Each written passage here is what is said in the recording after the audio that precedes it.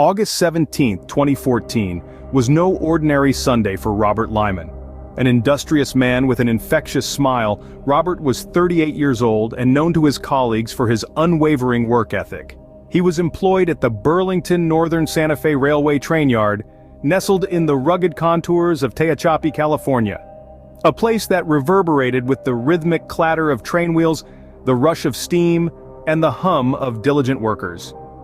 Robert's home was in Silver Lakes, Helendale, a quaint community in Kern County, roughly 45 minutes away from his workplace. His strong sense of responsibility often saw him willingly covering shifts for colleagues, an act that was as much a testament to his character as it was a routine part of his life.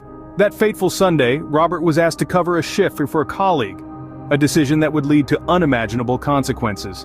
As the night fell, something sinister was about to unfold at the quiet train yard.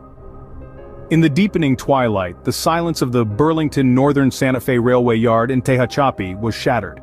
Robert Limon, a dedicated worker known for his strong work ethic, was discovered by his colleagues in a chilling scene. He lay motionless in a spreading pool of blood. The typically bustling train yard, with its symphony of metallic clanks and whistles, was plunged into an eerie stillness. The shock and horror of the discovery sent ripples through the hearts of Robert's colleagues. A day that started as a regular Sunday shift had morphed into a grisly tableau of tragedy. The initial shock gave way to a flurry of activity. Calls were made, emergency services were alerted, and within minutes the train yard transformed into a crime scene. The piercing sirens cut through the night, their red and blue lights casting long, spectral shadows across the yard. The workers watched in disbelief as their familiar workspace turned into a grim spectacle under the scrutiny of the law enforcement. The police moved swiftly, cordoning off the area where Robert was found. The air was thick with tension and unanswered questions. Who could have done this? Why? As the investigators began their meticulous work, the grim reality began to sink in. Robert was not coming back. His contagious laughter, his willingness to lend a hand, his dedication to his work, all were now memories, leaving a void that could never be filled. The police were faced with a daunting task. They were dealing with a cold-blooded crime, committed with a chilling audacity. The quiet train yard had been violated, its peace shattered by an act of violence. The investigators, armed with their experience and expertise, had to piece together the puzzle to bring justice for Robert. As the authorities stepped in, a chilling mystery began to unravel. The heartbreaking case of Robert Limon had just begun. As we dive deeper into this true crime story, we'll uncover the shocking twists and turns that led to a devastating conclusion. Prepare for a journey into the heart of darkness, where the search for truth often uncovers more than we bargained for. In the heart of Kern County, an investigation of a tragic incident was about to reveal a web of deceit and betrayal. As the day dawned on the Burlington Northern Santa Fe Railway train yard, a sense of dread hung in the air. The crime scene was a chilling sight. Robert Limon, known for his strong work ethic, was found lifeless in his office. An unexpected and gruesome end to what began as an ordinary Sunday. The investigators from the Kern County Sheriff's Department started their work meticulously. Every piece of evidence, no matter how small, could be the missing link that would help them unravel this mystery. From the position of Robert's body to the faintest of fingerprints, everything was scrutinized under the watchful eyes of these seasoned detectives. The initial findings indicated no signs of a forced entry. This hinted that the perpetrator was someone Robert knew, someone he had allowed into his space. This was the first lead the investigators followed. They started by interviewing Robert's colleagues, anyone who had seen him that fateful Sunday. Concurrently, the forensic team was hard at work. They were analyzing the evidence collected from the crime scene, hoping to find something that would point them in the direction of the killer. The clock was ticking, and with each passing minute, the chances of catching the perpetrator were dwindling. The investigators also delved into Robert's personal life. They were looking for any signs of trouble, any potential motive for this heinous act. His friends, family, and acquaintances were questioned. His social media accounts were combed through. Each conversation, each interaction was scrutinized in the hope of finding a clue. This investigation was not just about solving a crime, it was about seeking justice for Robert, a man who was loved by many. His untimely demise had left a void in the hearts of those who knew him, a void that could only be filled by the truth. As the clues started to fall into place, the investigators were led to a shocking suspect. The threads of the investigation were leading to an unexpected place. As the detectives delved deeper into the case, they found themselves veering off the beaten path. The person who came under their intense scrutiny was none other than Robert's wife, Sabrina Limon. Yes, you heard it right. The grieving widow herself became the prime suspect in this heartbreaking case. But what led the investigators to Sabrina? It was a complex web of evidence that gradually unfolded.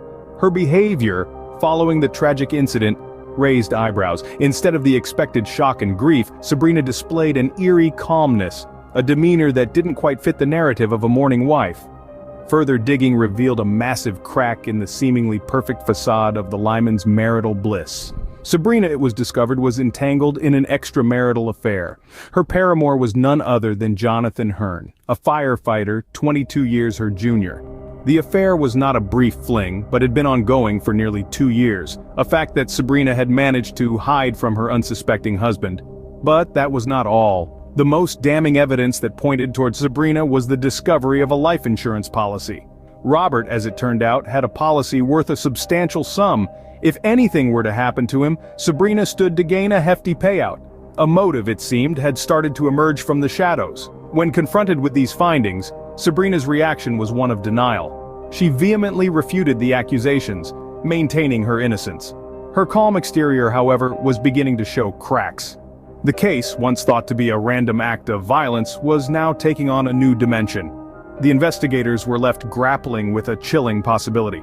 Was Robert Limon, a dedicated worker and a loving father, a victim of a sinister plot hatched within the four walls of his own home? Sabrina Limon, a grieving widow or a cold-blooded perpetrator? The case was about to take a twisted turn. As the courtroom drama unfolded, the truth was stranger than fiction. The trial of this heartbreaking case was nothing short of a spectacle. Each day revealed a new layer of intrigue, an unexpected turn that left everyone at the edge of their seats. The prosecution and defense sparred with each other, presenting their cases with surgical precision. The prosecution presented a host of evidence, all painstakingly collected over months of rigorous investigation. They painted a chilling picture of manipulation and deceit, a crime meticulously planned and executed. Their case hinged on the shocking testimonies of key witnesses, the most prominent being the victim's wife, who had initially been a pillar of strength but whose story began to unravel under the weight of the evidence stacked against her. On the other hand, the defense fought tooth and nail, weaving a narrative of reasonable doubt, trying to poke holes in the prosecution's case. They questioned the integrity of the evidence, the credibility of the witnesses, and the motives of the investigators. They presented an alternate theory and planted seeds of doubt in the minds of the jury. The courtroom hung on every word, every piece of evidence, every testimony. The tension was palpable, the stakes high. But in the end, the jury had the daunting task of sifting through the facts and deciding the fate of the accused. After days of deliberation, the jury returned with their verdict. The room fell silent as the words were read out. Guilty. The impact was immediate, a collective sigh of relief and despair echoing through the room. It was a verdict that brought closure to some, heartbreak to others, but above all, it was a verdict that served justice. The trial had been a roller coaster of emotions, a testament to the complexities of human nature, and a stark reminder of the thin line between love and hate, trust and betrayal. It was a story that gripped the nation, a real-life drama that unfolded in the public eye. In a dramatic conclusion, justice was served. The heartbreaking case of Robert Limon left a lasting impact. In the wake of the verdict, the community of Silver Lakes was left grappling with the aftermath of a tragedy that seemed to have sprung from the heart of their quiet town. The shock rippled through the tight-knit community, revealing the fragility of trust and the destructive power of deceit. The case prompted a renewed focus on safety measures at the Burlington Northern Santa Fe Railway Yard, and a spotlight on the importance of mental health support in workplaces. The brutal reality of Robert's fate highlighted the need for vigilance and the importance of community support in the face of adversity.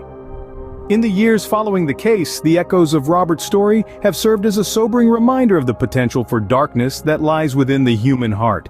A tragic tale of deceit and betrayal, Robert Limon's case serves as a stark reminder of the dark side of human nature,